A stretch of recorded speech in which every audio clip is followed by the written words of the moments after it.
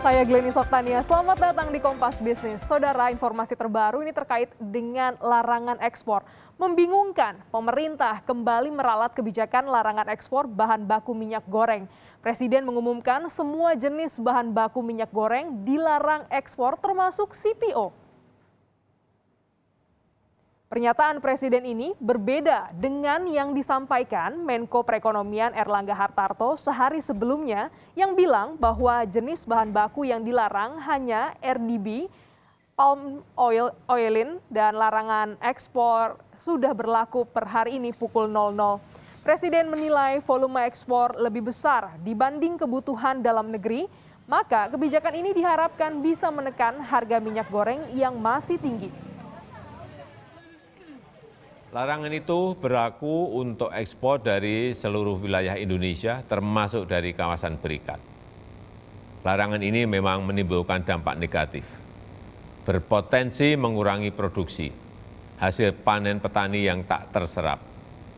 Namun, tujuan kebijakan ini adalah untuk menambah pasokan dalam negeri hingga pasokan melimpah.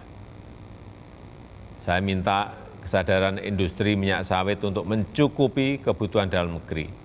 Prioritaskan dulu dalam negeri, penuhi dulu kebutuhan rakyat. Semestinya, kalau melihat kapasitas produksi, kebutuhan dalam negeri bisa dengan mudah tercukupi. Secara terpisah, Menko Perekonomian Erlangga Hartarto menjelaskan aturan larangan ini termuat dalam aturan Kementerian Perdagangan dan pengawasan pelaksanaan akan dilakukan melalui Bea Cukai.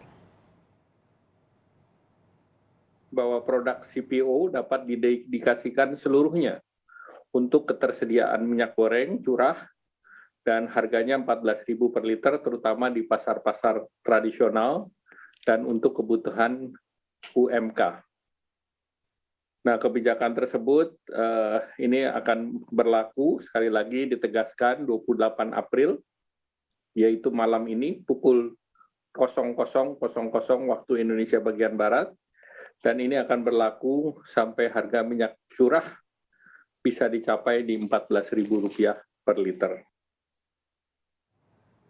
Yang terdampak dari ketidakjelasan kebijakan ini adalah petani.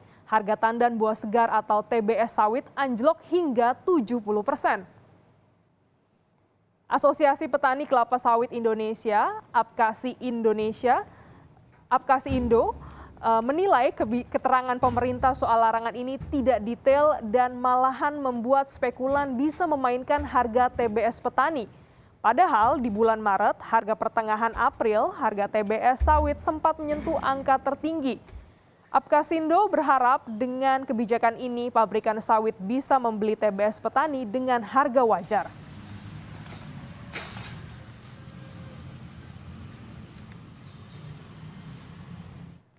Pengamat kebijakan publik Agus Pambagio menilai pemerintah pelin-pelan soal kebijakan larangan ekspor ini.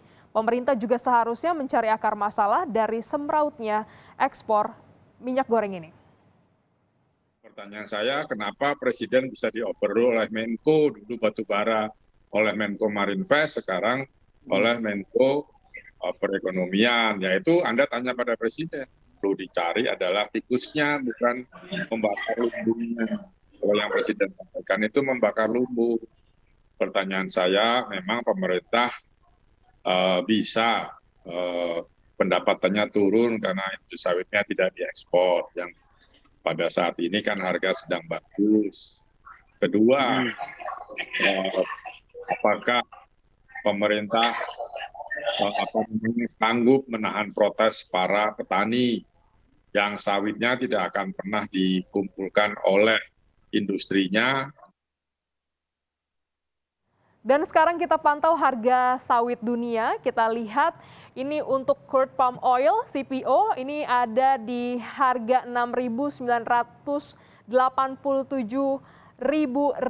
Malaysia. Harga minyak sawit mentah crude palm oil di perdagangan kemarin ini sempat melonjak harganya di awal pembukaan perdagangan hingga 1,2%.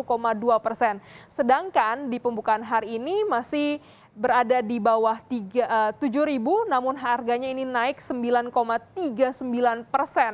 Sebagai negara eksportir CPO nomor 1 dunia, kebijakan larangan ekspor sawit pasti akan berdampak pada supply demand global. Analis menilai larangan ekspor akan menyebabkan kelangkaan pasokan CPO global.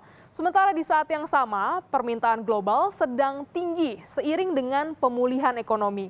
Hasilnya nanti akan membuat harga CPO terus naik, bahkan bisa sentuh Rp7.000 Malaysia per ton.